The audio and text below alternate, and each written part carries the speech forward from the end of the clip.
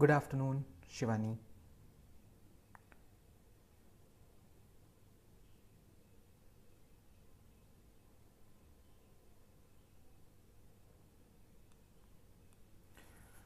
Hello hello, voice check.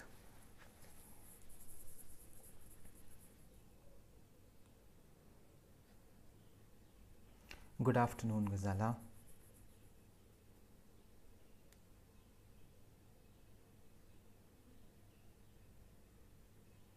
Good afternoon Divya. Hello hello, voice check. Good afternoon Richa. Good afternoon रेखा।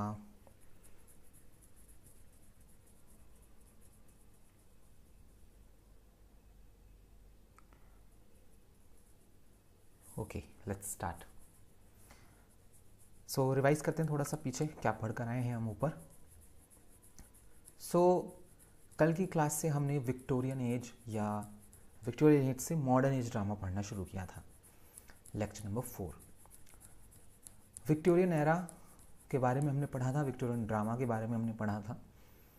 इसके बाद हमने Victorian drama के कुछ की कैरेक्टरिस्टिक्स को पढ़ा था। Melodrama, social realism, well made play, comedy of manners, pantomime और बर्लेस्क। फिर हमने कुछ सिग्निफिकेंट प्ले राइट्स के बारे में पढ़ा था, ऑस्कर वाइल्ड, जी.बी. शॉ और हेनरी आर्थर जोन्स। उसके बाद हमने जी.बी. शॉ और ऑस्कर वाइल्ड के बारे में डिटेल्ड पढ़ा था। ठीक, ये चीज़ें हुई थी। फिर हमने जी.बी. शॉ से आगे मॉडर्न एज ड्रामा पढ़ना शुरू किया था। बताया था आपको कि माना जाता 1914 से उसके 2, 4, 5 साल ऊपर नीचे हो जाते हैं।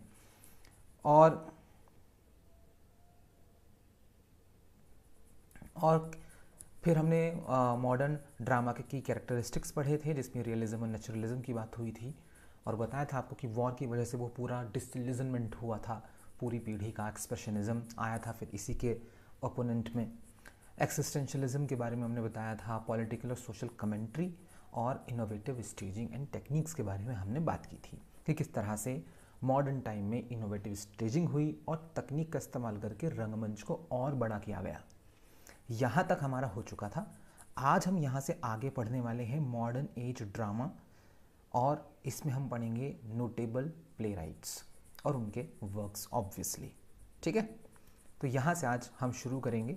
सबसे पहले ये जो आपको राइट साइड में फ़ोटो नज़र आ रहा है राइटर का, हेनरिक इब्सन, इनके बारे में पढ़ना शुरू करते हैं। बहुत इंपॉर्टेंट शख्सियत है Henrik Ibsen modern age drama के, तो सुनिए इनके बारे में। हेनरिक इब्सन 1828 से 1906 तक, good afternoon Sita, good afternoon Ruchira, is often referred to as the father of modern drama. पहला क्वेश्चन तो यही हो गया भैया, हेनरिक इब्सन को माना जाता है फादर ऑफ मॉडर्न ड्रामा, इन्हें मॉडर्न ड्रामा का पिता कहते हैं।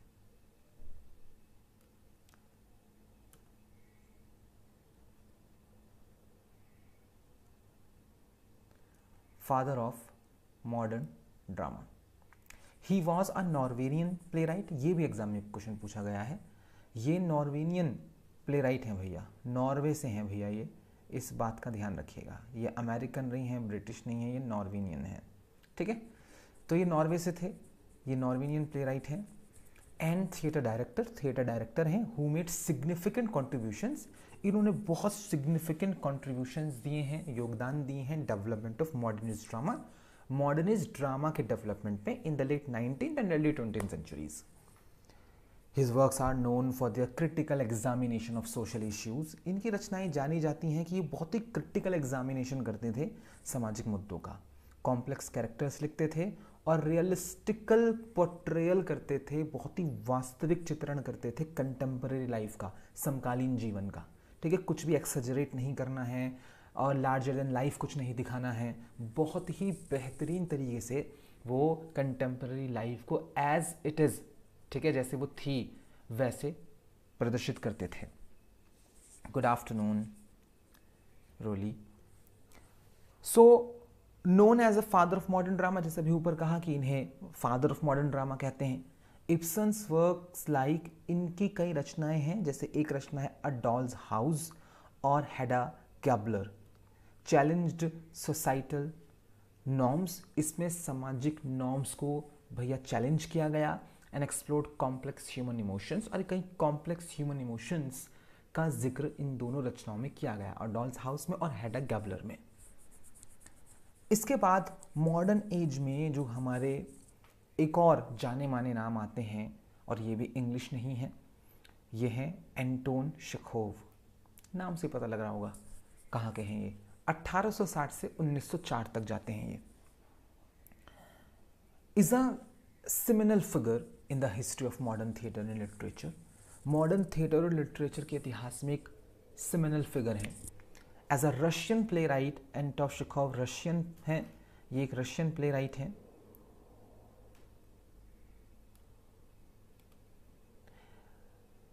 एंड शॉर्ट स्टोरी राइटर, और शॉर्ट स्टोरी राइटर है। हाँ, ये भी बहुत इंपॉर्टेंट पहलू है इनकी ज़िंदगी का कि शॉर्ट स्टोरी बहुत अच्छे अच्छे लिखी हैं इन्होंने। Chekhov is renowned for his contributions to the development of modern drama. Chekhov जाने जाते हैं, प्रसिद्ध हैं, जो इनके योगदान है मॉडर्न ड्रामा के डेवलपमेंट को लेकर, और जो उनका प्रोफाउंड इन्फ्लुएंस है नरेटिव फॉर्म पर शॉर्ट स्टोरी के। शॉर्ट स्टोरी किस तरह से लिखी जाएगी, किस तरह से शॉर्ट स्टोरीज में कंटेंट को बताया जाएगा, उसका जो डेवलपमेंट है उसमें एंटोन का बहुत बड़ा हाथ है। ठीक, good afternoon. His work is characterised by its subtlety. इनकी वर्क्स को आप कैरेक्टराइज कर सकते हैं, उसमें आपको एक सटलनेस नज़र आती है, डीप साइकोलॉजिकल इंसाइट होता है, और focus on the mundane aspects of life, और जीवन के जो बहुत ही साधारण से पहलू होते हैं उनको दर्शाया करते हैं वो। अ मास्टर ऑफ रियलिज्म, जी हाँ, एक क्वेश्चन ये भी बड़ा इंपॉर्टेंट है भैया, इन्हें मास्टर ऑफ रियलिज्म कहा जाता है। क्या कहते हैं? Master of realism. हमेशा ध्यान रखिएगा इस बात को कि ये मास्टर ऑफ रियलिज्म है। ठीक, ये master of realism. Chekhov's plays such as the cherry orchard, Chekhov के कुछ प्लेस बहुत फेमस हैं, जैसे द चेरी ऑर्चर्ड का नाम याद रखिएगा, and three sisters focused on the intricate details of everyday life. इसमें रोजमर्रा के जीवन की डिटेल्स का जिक्र करते हैं, and complexity of human relationships, और इंसानी रिश्तों के बीच की कॉम्प्लेक्सिटी को दर्शाते हैं। ठीक है, तो मास्टर ऑफ रियलिज्म किसे बोलते हैं? एंटोन शेखोव को। ठीक है, फादर ऑफ मॉडर्न ड्रामा किसे बोलते हैं? हेनरी गिब्सन को। ठीक है, और इनके दो प्लेस वहाँ उनके याद रखने, खासतौर से डॉल्स हाउस। ठीक है, और यहाँ पर इनके दो प्लेस याद रखिएगा, द चेरी ऑर्चर्ड और थ्री सिस्टर्स। ठीक है, इसके बाद आते हैं यूजीन ओनील। भैया ये भी बहुत इंपॉर्टेंट है, ये अमेरिकन है। ठीक है, ये तीसरा अलग राइटर आ रहा है इंग्लिश लिटरेचर से अलग। एन अमेरिकन प्ले राइट, एक अमेरिकन प्ले राइट है who brought naturalism to the American stage. Naturalism जो अभी हमने मूवमेंट पढ़ा था पिछली क्लास में कल, तो ये अमेरिकन स्टेज पर यूजीन ओनील लेकर आए थे। Good afternoon Babita. O'Neill's work such as long day's journey into night, इनकी कई रचनाएं जैसे कि long day's journey into night या the iceman cometh delve deeply into personal and family dynamics, गहरा गोता मारते हैं दोनों प्लेस पर्सनल और फैमिली डायनेमिक्स में। Eugene O'Neill is one of the most significant playwrights in the American theatre history. Eugene O'Neill American theatre इतिहास के सबसे सिग्निफिकेंट प्ले राइट्स में से एक हैं, known for is deep exploration of complex human emotions. जाने जाते हैं अपने डीप एक्सप्लोरेशन के लिए, जिसमें वो कॉम्प्लेक्स ह्यूमन इमोशंस को समझने की कोशिश करते हैं।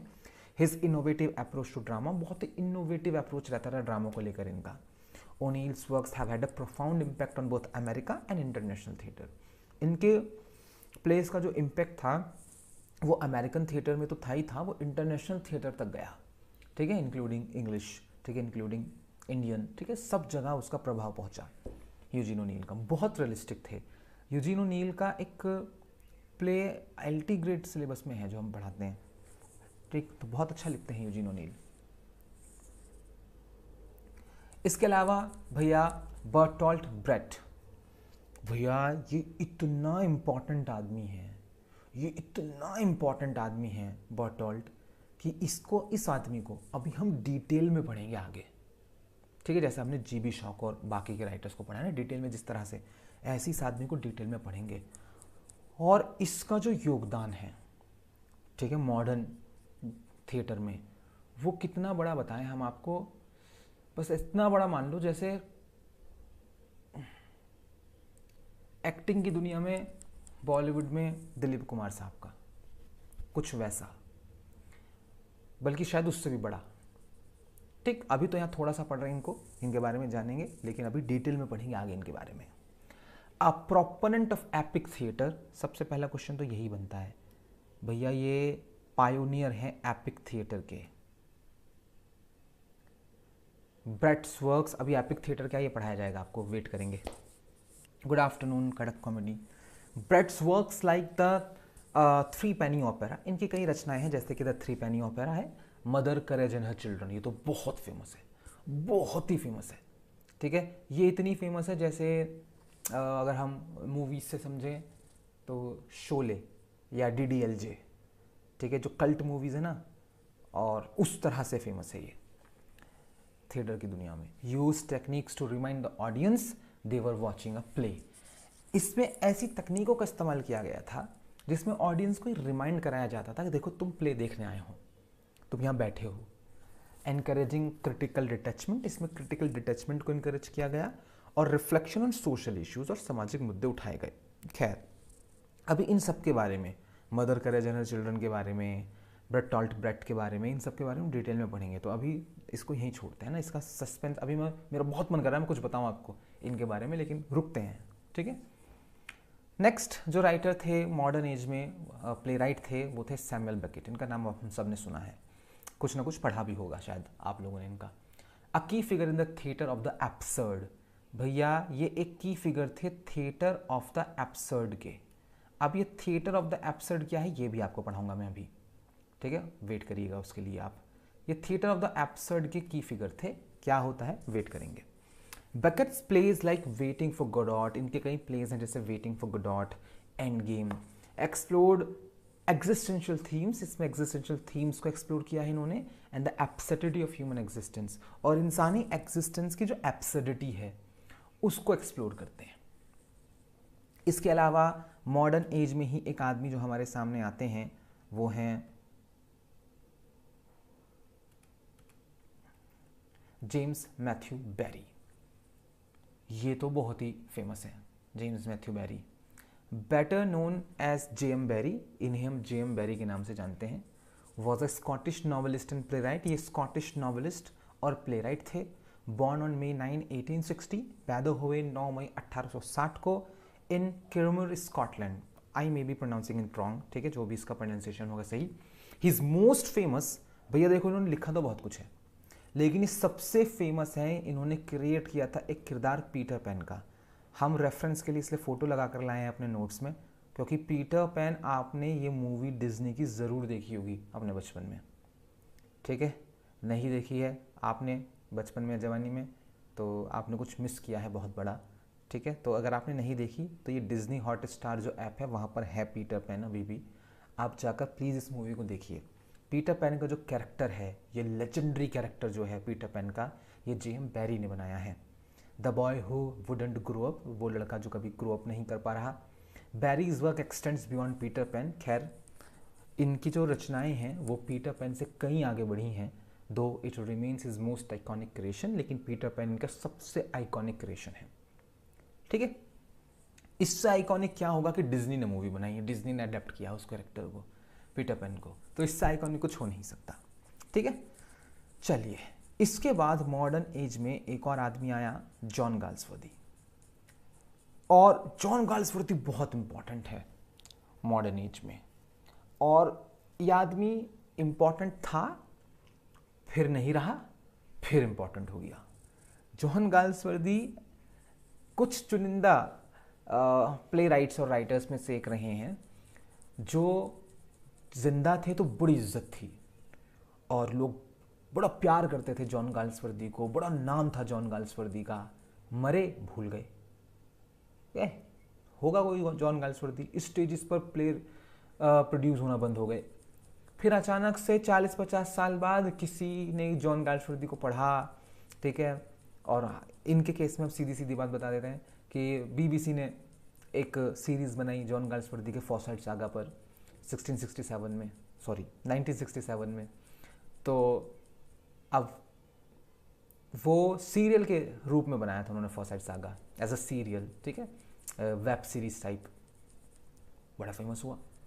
अब वो फेमस हुआ, बीबीसी ने जब बनाया उसको, तो लोगों ने देखा ये राइटर कौन है इसका, तो देखा राइटर ये है। अब सोचा ही तो इसने तो काफ़ी कुछ लिखा है, जब ये इसने इतनी अच्छी कहानियाँ लिखी हैं फॉसाइट सागा में, तो ज़रूर कुछ और अच्छा भी लिखा होगा। तो लोगों ने फिर जॉन गाल्सवर्दी की दूसरी रचनाओं को पढ़ना शुरू किया। जॉन गाल्सवर्दी अचानक से फिर से रिवाइव हो गए, और ऐसे रिवाइव हुए कि अब ज़रूरत नहीं है कि जॉन गाल्सवर्दी को कोई भूल जाएगा। अब ये सिलेबस में पढ़ाए जा रहे हैं यूनिवर्सिटीज़ में, ठीक है, इनके जो प्लेज हैं वो प्रोड्यूस हो रहे हैं स्टेजेस के ऊपर, तो ये भुला दिए गए थे, बिल्कुल लिटरली बिल्कुल भुला दिए गए थे।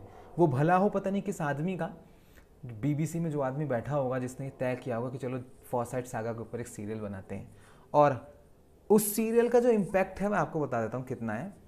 हम जॉन गाल्सवर्दी को नहीं जानते थे, ठीक है, कि जॉन गाल्सवर्दी कौन है। हम फॉसाइट सागा हमने नहीं पढ़ा हुआ था, हमने वो सीरियल देखा हुआ था। लेकिन जब हमने फॉसाइट सागा पढ़ा, जब जॉन गाल्सवर्दी हमारे सामने आए, तो जब हम वो पढ़ रहे थे स्टार्टिंग में फॉसाइट सागा, मतलब मैन ऑफ प्रॉपर्टी जब पढ़ रहे थे, तो उसका पहला नॉवल है फॉसाइट सागा का, तो उसको पढ़ते पढ़ते ऐसा होता है यार ये कहानी देखी देखी लग रही है, पढ़ी पढ़ी लग रही है, मैंने ये बुक पहले पढ़ ली है क्या कहीं।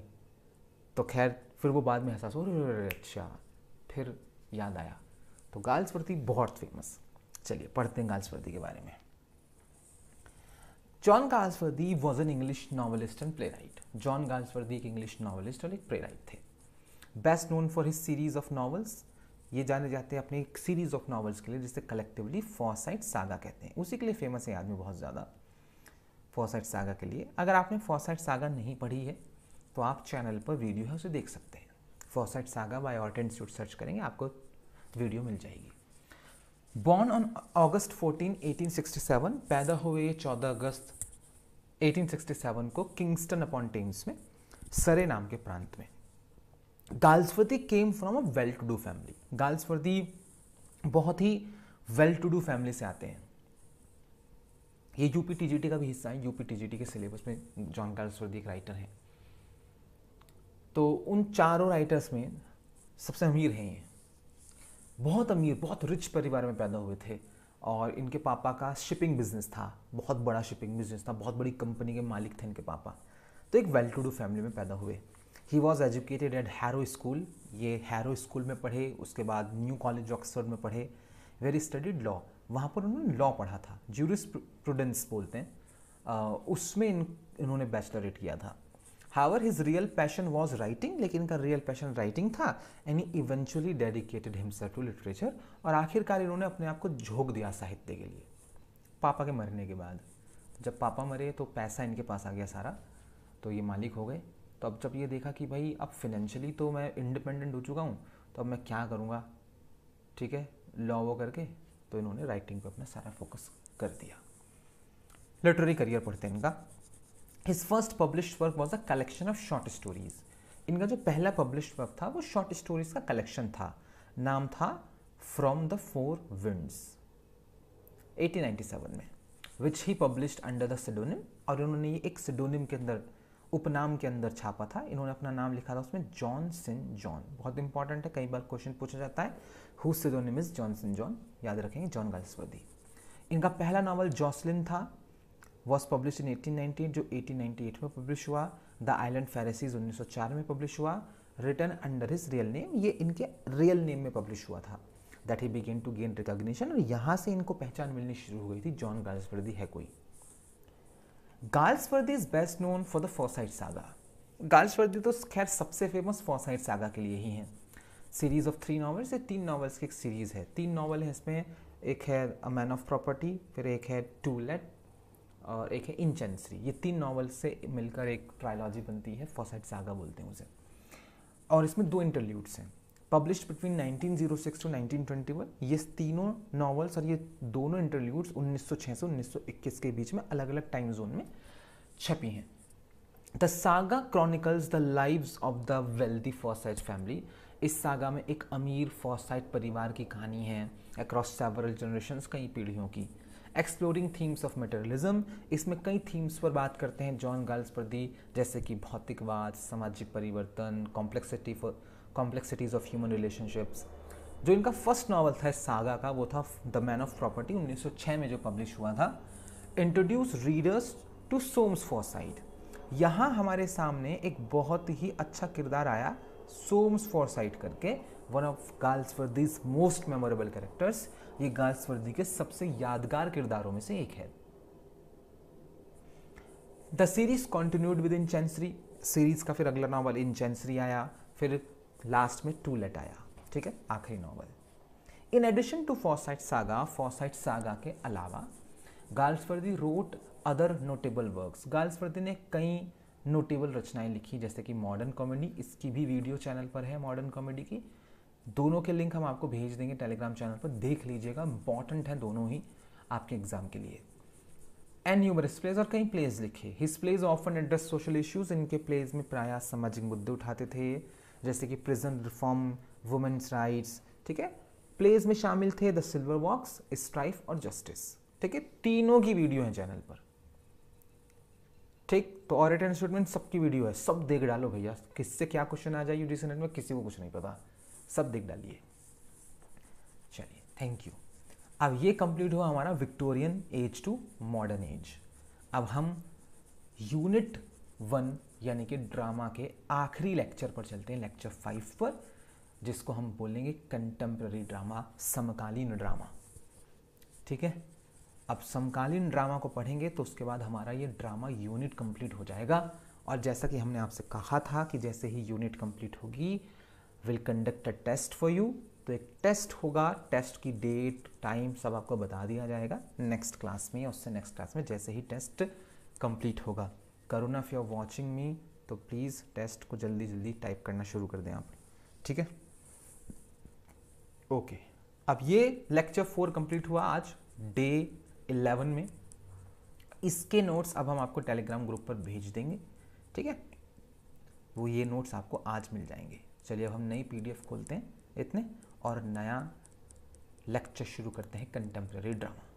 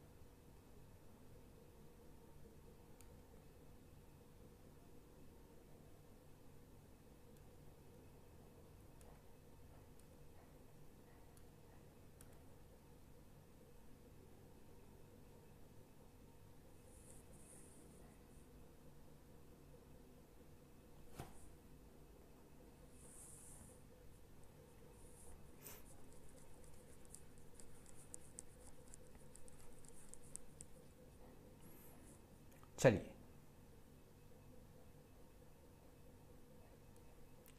टेस्ट में वही 100 क्वेश्चंस होंगे आपके। जो मैम आपसे बोल रही हैं कि इसके कंटेंट को शेयर कर दें अपने फ्रेंड्स एंड कॉलीग्स के साथ, तो प्लीज़ ये कर दें, ठीक है। एंड से हाय to Mrs Urooj Khan Saifi, hi wife, बड़ा अच्छा लगा आपको लाइव देखकर।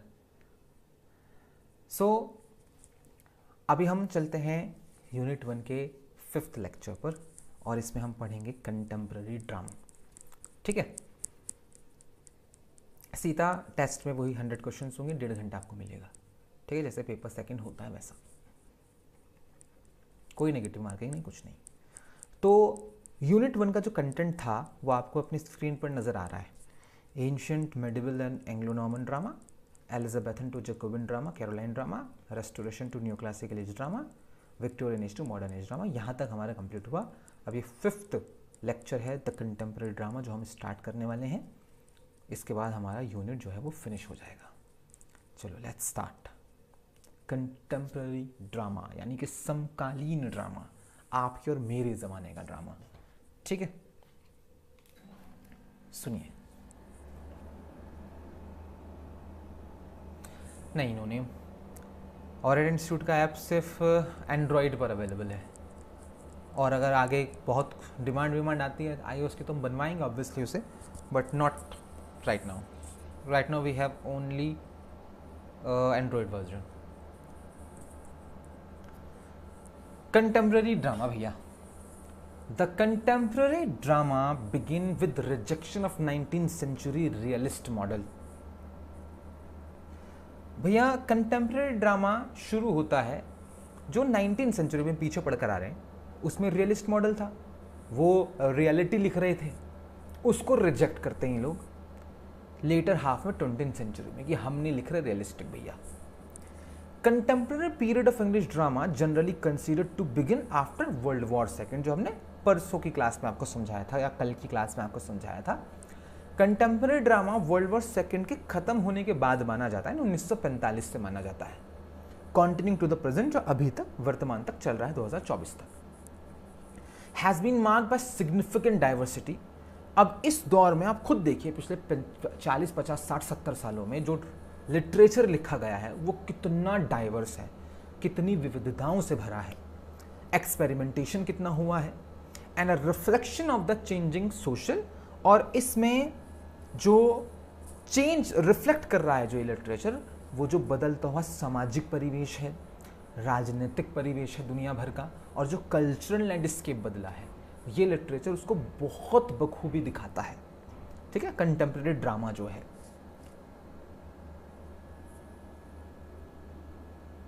जी ऐप पर ही होगा टेस्ट, तो सिर्फ ऑरेट इंस्टीट्यूट के ऐप पर होगा, तो आप घर के किसी एंड्रॉइड फ़ोन में उसे डाउनलोड कर लीजिएगा। Good afternoon Satya. Epic theatre, ध्यान से सुनना भैया, epic theatre, theatre of cruelty, ठीक है, epic theatre, theatre of cruelty और the theatre of the absurd, ये तीन थिएटर हैं, टुक द सेंटर स्टेज, इन तीनों ने, ठीक है, सेंटर स्टेज लिया। अब ये तीनों क्या होते हैं? एपिक थिएटर क्या है, थिएटर ऑफ क्रुएलिटी क्या है, और थिएटर ऑफ द एब्सर्ड क्या है? ये तीनों इंपॉर्टेंट टॉपिक हैं और ये तीनों आपको पढ़ाए जाएंगे अभी, ठीक। और तीनों से एग्जाम में क्वेश्चन आ चुके हैं, और किसी भी लिटरेरी स्टूडेंट को इन तीनों थिएटर्स के बारे में पता होना चाहिए। अभी कोई थिएटर नहीं है कि किसी एक जगह पर थिएटर खड़ा हुआ है, नहीं, ये शैलियों के नाम हैं, ठीक है। थिएटर में काम करने की शैली है ये, ठीक है, लिखने की एक शैली है या प्रस्तुत करने की एक शैली है। खैर करेंगे अभी आगे बात। Bertolt Brecht, Harold Pinter and Eugene O'Neill were a few of the greatest playwrights, ये कुछ ग्रेटेस्ट प्ले राइट्स में से एक थे कंटेम्प्रेरी एज के, आपके और हमारे एज के।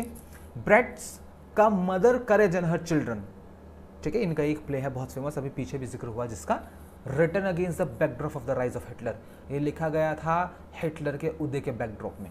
हिटलर जो है भैया उसका उदय हो रहा था, और हमारे Brecht Mother courage and her Children जैसा एक बेहतरीन प्ले लिख रहे थे, जो इसी फासिज्म के खिलाफ एक कटाक्ष था। बहुत प्यारा प्ले है, बहुत प्यारा। चलिए करेंगे इन सब की बात। सबसे पहले पढ़ेंगे हम एपिक थिएटर। क्या होता है एपिक थिएटर? ठीक है, सुनिए, बहुत इंपॉर्टेंट टॉपिक, बहुत सारे PYQs, और भले ही इंपॉर्टेंट ना हो, भले ही PYQ ना आए हो, एक लिटरेरी स्टूडेंट होने का नाते यू हैव टू नो कि एपिक थिएटर क्या होता है। अगर आपको नहीं पता तो इसका मतलब आपको लिटरेचर से प्यार व्यार है नहीं, है ना। तो एपिक थिएटर के बारे में आपको पता होना चाहिए कि एपिक थिएटर क्या होता है। तो सुनेंगे एपिक थिएटर के बारे में, या आपके और मेरे ज़माने की सबसे महत्वपूर्ण घटनाओं में से एक है जो थिएटर की या रंगमंच की दुनिया में हुआ है। ठीक है, सुनिए क्या है। Epic theatre is a theatrical movement. Epic theatre एक थिएट्रिकल मूवमेंट है, एक आंदोलन है, that emerged in the early to mid 20th century, जो शुरुआती से लेकर लास्ट के मध्य सेंचुरी में आया है हमारे सामने। Primarily associated with the German play right, बहुत इंपॉर्टेंट क्वेश्चन है। एपिक थिएटर को प्राइमरीली जोड़ा जाता है एक जाने माने जर्मन प्ले राइट से, जिनका नाम है, और वो डायरेक्टर भी हैं बहुत बड़े, बर्टोल्ट ब्रेट। अभी फोटो भी दिखाएंगे आगे इनकी। बर्टोल्ट ब्रेट, इनका दिया हुआ है ये बर्टोल्ट ब्रेट का epic theatre. This form of theatre sought to challenge the conventions. इस थिएटर में, ये जो फॉर्म है थिएटर की, इसमें चैलेंज किया जाता था जो ट्रेडिशनल ड्रामा के कन्वेंशन परंपराएं होती थी उनको, उनके एम्स को, ठीक है। और इसका जो एम था एपिक थिएटर का वो पता क्या था, उद्देश्य क्या था इसका, to engage the audience's critical faculties, कि ऑडियंस की क्रिटिकल फैकल्टीज को शामिल किया जाएगा रादर देन देयर इमोशन, ना कि सिर्फ उनके इमोशन को। ऐसा नहीं है कि ऑडियंस जाएगी थिएटर में, बैठेगी और रोएगी, जाएगी हंसेगी और आ जाएगी हंस के रो के, नहीं, उसके क्रिटिकल फैकल्टीज को वहां पर शामिल किया जाएगा स्टेज के ऊपर। कैसे, पढ़ते हैं की फीचर्स में। की फीचर है एपिक थिएटर का सबसे पहला, एक तो ये वर्ड, हम इसे बिल्कुल प्रोनाउंस नहीं करेंगे क्योंकि हमसे प्रोनाउंस होता ही नहीं है, ना हमें पता है कैसे प्रोनाउंस होता है, ठीक है। तो ये कोई जर्मन भाषा का वर्ड है और हम इसे इंग्लिश के अकॉर्डिंग भी प्रोनाउंस करेंगे तो ये वर्ड फ्री मड पता नहीं क्या प्रोनाउंस होगा ये, ठीक है। तो किसी को जर्मन आती हो तो उससे सीखने की कोशिश करूँगा मैं कभी। तो वैसे इसकी जो ट्रांसलेशन है वो है एलिनिएशन इफेक्ट, या इसे कभी कभी डिस्टेंट इफेक्ट भी बोलते हैं। तो क्या है इसका मतलब, क्या होता है ये, सुनिए। एपिक थिएटर का पहला की फीचर है ये, also known as the estrangement effect, इसे हम एस्ट्रेंजमेंट इफेक्ट कहते हैं। देखो, एस्ट्रेंजमेंट का मतलब भी अलग होना, एलिनिएशन का मतलब भी अलग होना और डिस्टेंस का मतलब भी अलग होना, ठीक है। तो इसके किसी भी सिनोनिम के साथ इसका क्वेश्चन आ सकता है कि एलिनेशन इफेक्ट क्या है, एस्ट्रिंजमेंट इफेक्ट क्या है, या डिस्टेंस इफेक्ट क्या है।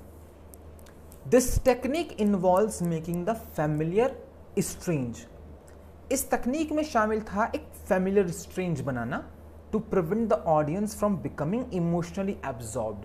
वो नहीं चाहते थे कि ऑडियंस जो है वो इमोशनली एब्जॉर्ब्ड हो जाए कहानी में, नरेटिव में, यानी पूरी तरह इमोशन में न डूबे audience. Techniques to achieve this include, अब ऐसा क्या होता, जैसे मैं इसे आसान भाषा में समझाता हूँ, मुझे आप ऑडियंस मानिए और मैं स्टेज पर गया, ठीक है। स्टेज पर जब मैं गया, और सॉरी मैं थिएटर में गया, नॉट ऑन स्टेज, जब मैं थिएटर में गया और मैंने स्टेज पर हो रहा एक प्ले देखना शुरू किया, और वो प्ले मेलोड्रामेटिक है, फॉर एग्जांपल उसमें हीरोइन की मौत हो रही है फॉर एग्जांपल, और मैं उसमें खो गया, मैं रो रहा हूँ बैठा हुआ कि है बेचारी गलत मरी, मरनी नहीं चाहिए थी। ये नहीं होने देना, मैं इमोशनली उस प्ले में इंडल्ज नहीं होना चाहिए, इसको रोकना है, इससे दूरी बनानी है, इससे स्ट्रेंज करना है मुझे। यही एपिक थिएटर का पहला की फीचर था कि इमोशनली इंडल्ज नहीं होने देना ऑडियंस को। अभी कैसे होगा, अभी मैं बेचारा रोने को तैयार, ठीक है, कि हाय मरने वाली है, अचानक से जो हीरोइन का किरदार है, जो हीरोइन का किरदार निभा रही है एक्ट्रेस, जिसको मारा जा रहा है, जिसकी मौत पर मैं दुखी हूँ, वो अचानक से मुझसे ही बात करने लगेगी, ठीक है, कि आप बताइए क्या मुझे ये शख्स मार रहा है, क्या मेरा मारा जाना ठीक है, और मैं जो रोने वाला था ऐसा हो जाऊंगा, मुझसे क्यों बात कर रही है भैया, है ना। ऐसे होता था। विजिबल लाइटनिंग होती थी स्टेज के ऊपर, स्टेज मशीनरी का इस्तेमाल होता था, and actors stepping out of character, actor अचानक से कैरेक्टर के बाहर निकलते थे to comment on the action, और एक्शन पर कमेंट करने लगते थे, जैसा भी मैंने एग्जांपल दिया आपको कि वो मुझसे बात करने लगी। तो इसे कहते थे एलिनेशन इफेक्ट। दूसरा की फीचर था narrative structure. Epic theatre often uses a non linear narrative structure. Epic theatre प्रायः जो नरेटिव स्ट्रक्चर बनाता था, कहानी की जो संरचना बनाता था, वो नॉन लाइनियर होती थी, यानी एक सीधी रेखा नहीं है कि act 1 scene 1, act 2 scene 2, act 3 scene 3, ऐसा कुछ नहीं है, ठीक है, नहीं। Stand alone rather than following a strict chronological order. हर सीन अकेले खड़ा रहता था, ना कि वो कोई क्रोनोलॉजिकल ऑर्डर को फॉलो करता था कि इस सीन के बाद ये होगा, इस सीन के बाद ये होगा, नहीं।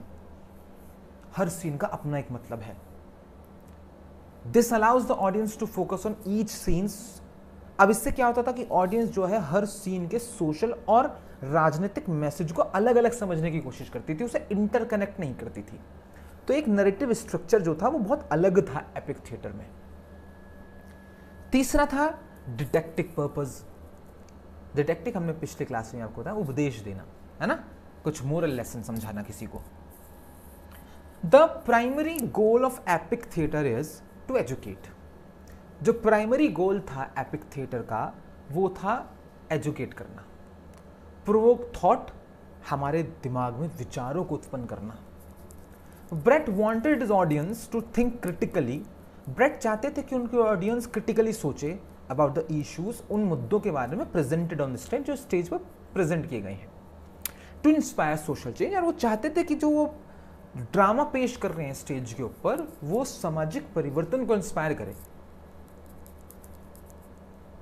नेक्स्ट जो की फीचर था एपिक थिएटर का वो था ब्रेकिंग द फोर्थ वॉल। इसके बारे में मैं आपको कल समझाया था। चौथी दीवार तोड़ना। चौथी दीवार तो तोड़ दी गई, चौथी दीवार तो तोड़ दी जब उस एक्ट्रेस ने मुझसे बात कर ली कि बताओ ये मुझे मार रहा है जुबैर सभी, मुझे मरना चाहिए नहीं मरना चाहिए। टूट गई। मुझे तो लग रहा था कि सामने जो एक्टर्स मेरे परफॉर्म कर रहे हैं मुझसे बोलेंगे नहीं, इनके बीच में और मेरे बीच में एक अदृश्य दीवार है, ये मुझे नहीं देख सकते लेकिन मैं इन्हें देख पा रहा हूँ एक्टिंग करता हुआ। यही होता है थिएटर्स में, एक दीवार मेरे इधर है, एक दीवार मेरे इधर है, एक दीवार मेरे पीछे, सामने मेरी स्टेज है और एक अदृश्य दीवार है जो मुझे दिख रही है, क्योंकि मुझे पता है कि मैं यहाँ पॉपकॉर्न खा के बस ये ड्रामा देखता रहूंगा, सामने वाला एक्टर मुझसे बात नहीं करेगा कभी भी। वो दीवार तोड़ दी। Actors frequently break the fourth wall. Actors लगातार वो चौथी दीवार तोड़ते थे by directly addressing the audience, directly audience को एड्रेस करते हुए, thus breaking the illusion of reality. इससे क्या होता था, रियलिटी का जो भ्रम था वो टूट जाता था। क्योंकि जब आप ड्रामा देख रहे हो, मान लीजिए 2024 चल रहा है, मैं ड्रामा देख रहा हूं जिसमें वर्ल्ड वॉर फर्स्ट की कहानी है, तो स्टेज पर वर्ल्ड वॉर फर्स्ट की सेटिंग है तो मैं वहीं चला जाता हूँ कि ये वर्ल्ड वॉर फर्स्ट चल रहा है, ठीक है, मारकाट हो रही है, अचानक से कोई मुझसे बात कर ले, मैं अच्छा मैं तो यहीं हूँ भाई 2024 में। Reminding viewers that they are watching a play. ये एक तकनीक थी जिसमें याद दिलाया जाता था व्यूअर को, ए प्ले देख रहे हो तुम, यहाँ देखो प्ले देखने आए हो तुम, रियलिटी में रहो। नेक्स्ट जो की फीचर था एपिक थिएटर का वो था use of music and songs. भैया संगीत का, सॉन्ग्स का इस्तेमाल। Radhe Krishna Arjun. Songs and music are often used to comment on the action.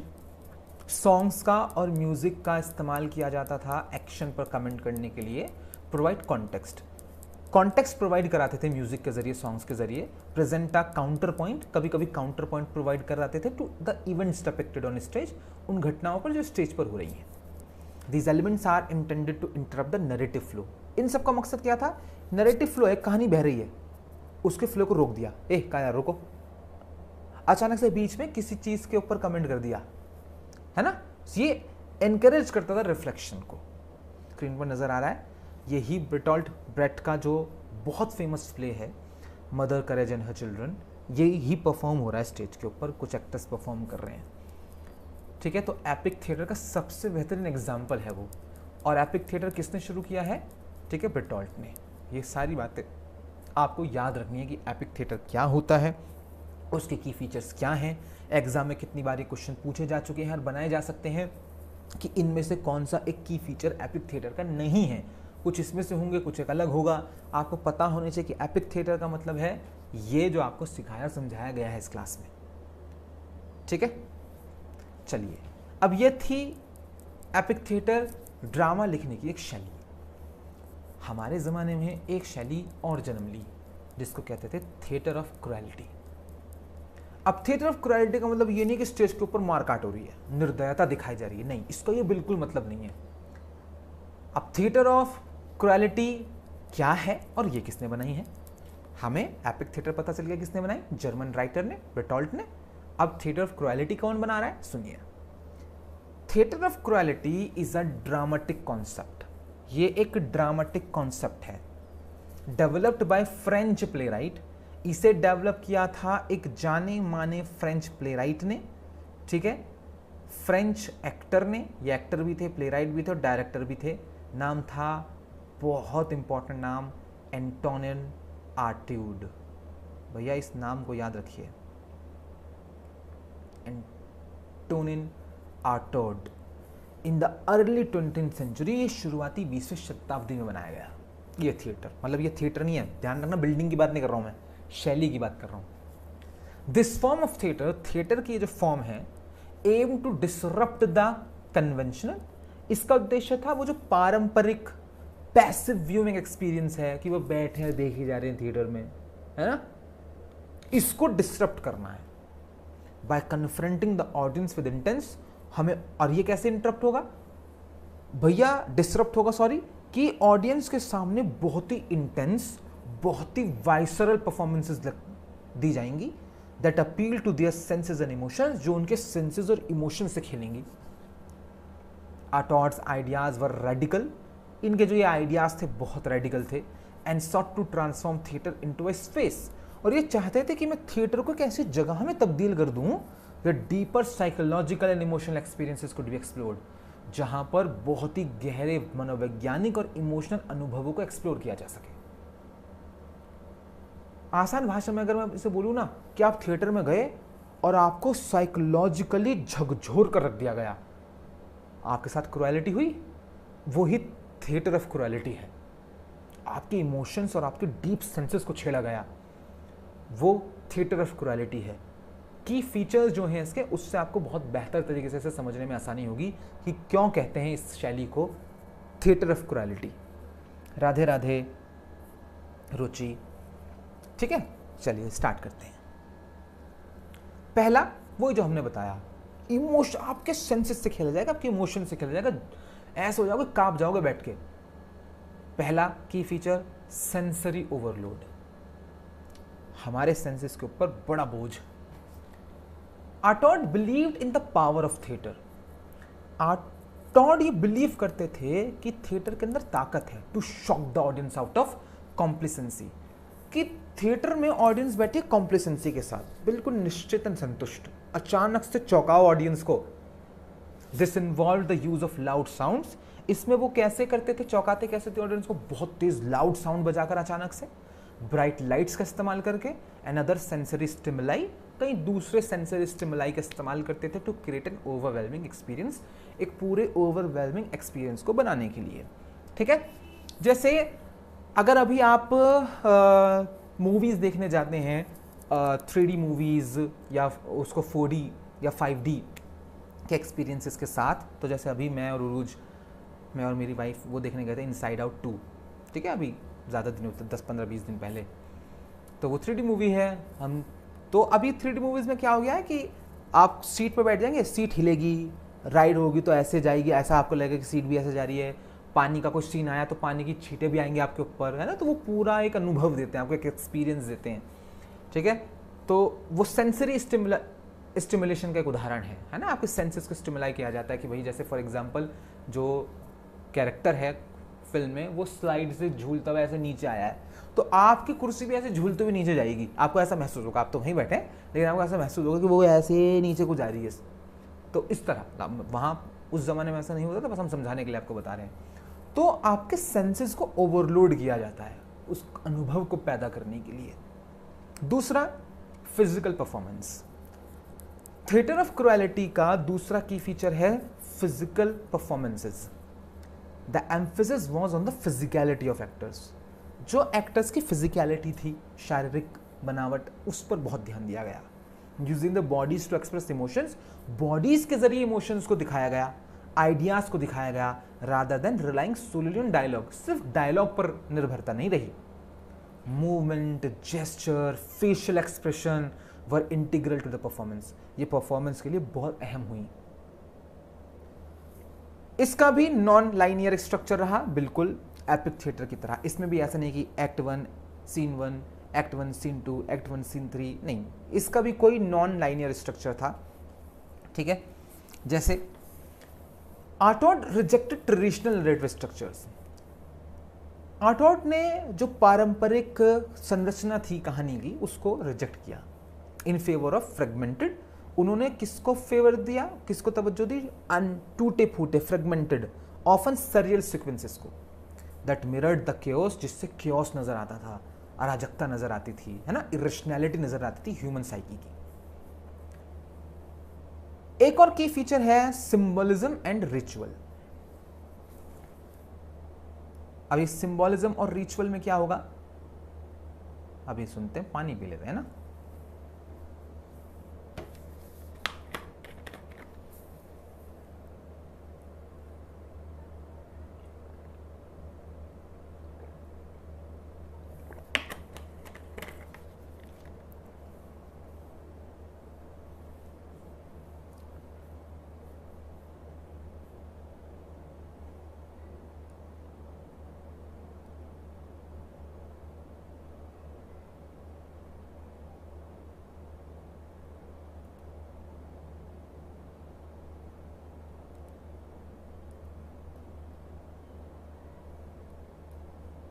हाँ जी, सिंबलिज्म एंड रिचुअल, वो देखिए ज़रा क्या है।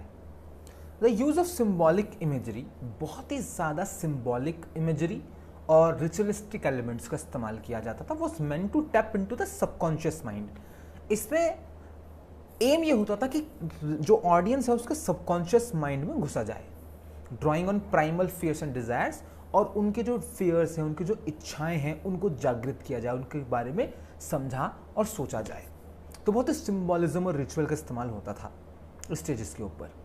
फिर एक जो बहुत इंपॉर्टेंट था, और ये वाला की फीचर एपिक थिएटर से भी जुड़ता है, एपिक थिएटर का भी सेम था, ऑडियंस का एंगेजमेंट बढ़ाया गया। ठीक, अब ऑडियंस सिर्फ वहां पर बैठी नहीं है उन प्लेस को देखने के लिए, उसे एंगेज किया जाएगा साथ में। Theatre of cruelty sought to break down the barriers between performers and audience. Theatre of cruelty में देखने वाले और परफॉर्म करने वाले के बीच के बैरियर को हटाया गया, often involving the audience directly in the action. कभी कभी तो क्या होता था कि ऑडियंस को डायरेक्टली एक्शन में शामिल कर लिया जाता था, क्रिएटिंग इमर्सिव इन्वायरमेंट्स, कई सारे इमर्सिव इन्वायरमेंट्स को क्रिएट करके। एग्जाम्पल से समझाते हैं।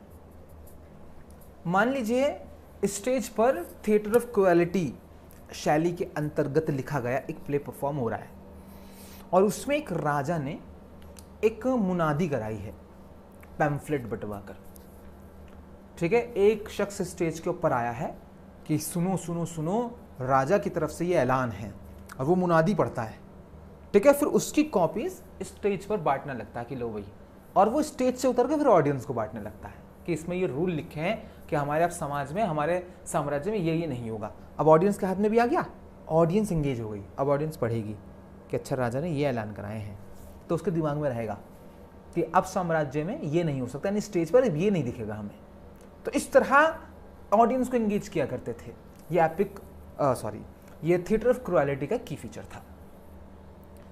इन समरी, अगर हम समेशन में बात करें, theatre of cruelty represents a radical departure from conventional theatre.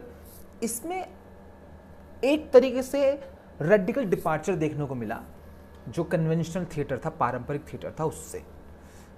Prioritising sensor impact, इसमें सेंसर इम्पैक्ट को प्रायोरिटाइज किया गया, इमोशनल एंगेजमेंट को प्रायोरिटाइज किया गया, नरेटिव कोहेरेंस के ऊपर, कि सिर्फ कहानी मैटर नहीं करती, यहां पर असर होना चाहिए।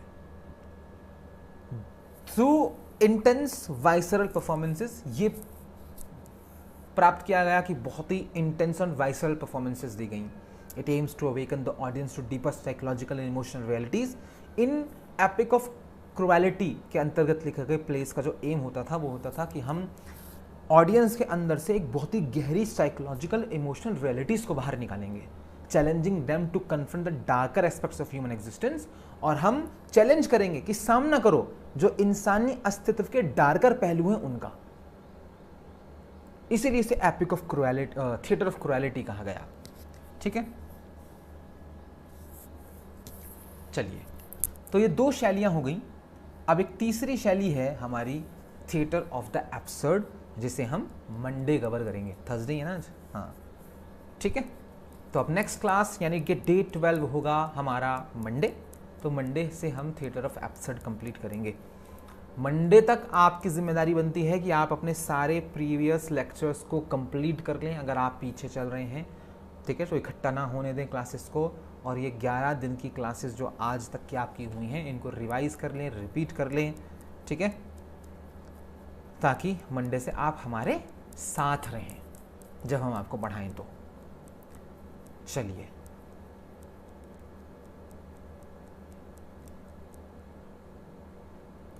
हम आपको नोट्स दे देते हैं, जो आज लेक्चर ख़त्म हुआ है उसके नोट्स आपको प्रोवाइड करा देते हैं अभी आपके सामने लाइव बैठकर, अदरवाइज़ फिर हम भूल जाएंगे।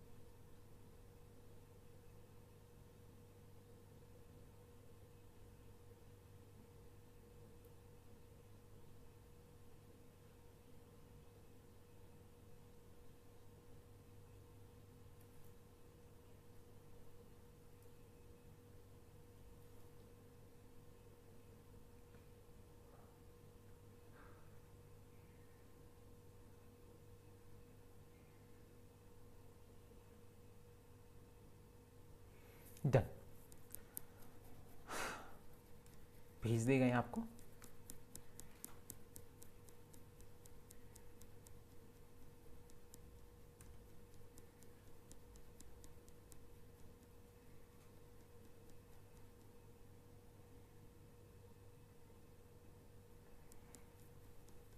You're welcome, Sita. You're welcome, Ruchira.